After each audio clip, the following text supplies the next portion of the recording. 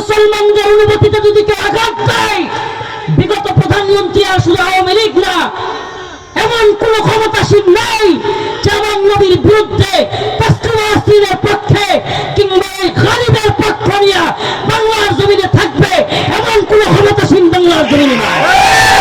আন্তর্জাতিক খ্যাতি সম্পন্ন মুফাসসিরে কোরআন, বিশিষ্ট আন্তর্জাতিক খ্যাতি সম্পন্ন মুফাসসিরে কোরআন, বিশিষ্ট ইসলামী চিন্তাবিদ, মিডিয়া জগতের আরং সৃষ্টিকারী সুবক্তা, কারা নির্যাতিত নিষ্পেষিত আলেমে দ্বীন, হকের ঝান্ডাবাহী বক্তা জনাব মাওলানা রফিকুল ইসলাম মাদানী, জনাব মাওলানা রফিকুল ইসলাম মাদানী, নারায়ে তাকবীর, নারায়ে তাকবীর, আল কোরআনের ভাই আরে গ্রেটসটা স্যার সংক্ষিপ্ত আকারে আপনাদের সঙ্গে মত বিনিময় করবেন।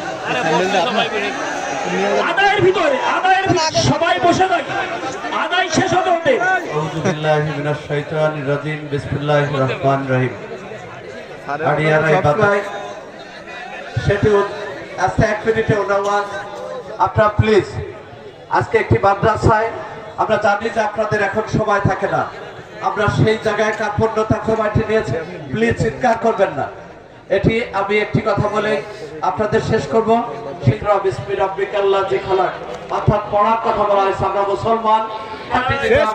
আরেকটি হচ্ছে আমার রব্বি হামহুমা কামা ইয়ানি সগীরা, সেই দোয়ার বাংলা অর্থ হচ্ছে তোমাদেরকে আমি অনুরোধ করবো যে আমাদের মুসলমানদেরকে পড়ার জন্য আমরা এই মাদ্রাসায়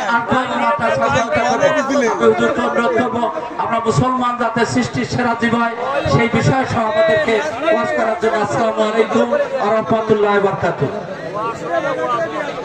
সম্মানিত উপস্থিতি, এক্ষুনি আমাদের আজকের প্রধান বক্তা, প্রধান আকর্ষণ, যার জন্য আমরা এখানে আসছি, তিনি বয়ান করবেন, মূল্যবান বক্তব্য পেশ করবেন আন্তর্জাতিক খ্যাতি সম্পন্ন মুফাসসিরে কোরআন, বিশিষ্ট ইসলামী চিন্তাবিদ, মিডিয়া জগতের আরং সৃষ্টিকারী সুবক্তা, কারা নির্যাতিত নিষ্পেষিত আলেমে দ্বীন, হকের ঝান্ডাবাহী বক্তা জনাব মাওলানা রফিকুল ইসলাম মাদানী, জনাব মাওলানা রফিকুল ইসলাম মাদানী, নারায়ে তাকবীর, নারায়ে তাকবীর, আল কোরআনের আলো, আল হাদিস। আমরা সব দান করে দিতে চাই, এটা মুসলমানের দেশ।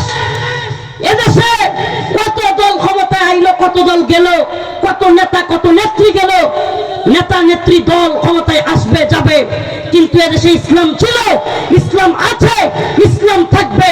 আল্লাহর নবীকে কটূক্তি করলে শত বড় বুদ্ধিজীবী হোক, প্রভাষক হোক, মাস্টার হোক, এদেশে কোন বুদ্ধিজীবী কোন মাস্টার আল্লাহর নবীর বিরুদ্ধে কটূক্তি করলে শত বড় ক্ষমতাসীন হোক, তার দাঁত ভাঙা জবাব দেওয়া হবে।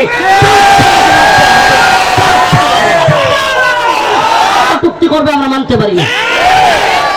এ মাটির রক্তে রক্তে মানুষের কলিজার ভিতরে রাসূল বাস করে। আঘাত দেয় মুসলমানদের অনুভূতিতে যদি কেউ আঘাত দেয়, বিগত প্রধানমন্ত্রী আসলে আওয়ামী লীগ না, এমন কোন ক্ষমতাসীন নাই যেমন নবীর বিরুদ্ধে পাশ্চিমের পক্ষে কিংবা খালিদের পক্ষ নিয়ে বাংলার জমিনে থাকবে, এমন কোন ক্ষমতাসীন বাংলার জমিনে নাই। এদেশের তাওহীদবাদী প্রজন্ম অবশ্যই তাদের দাঁত ভাঙা জবাব দেবে।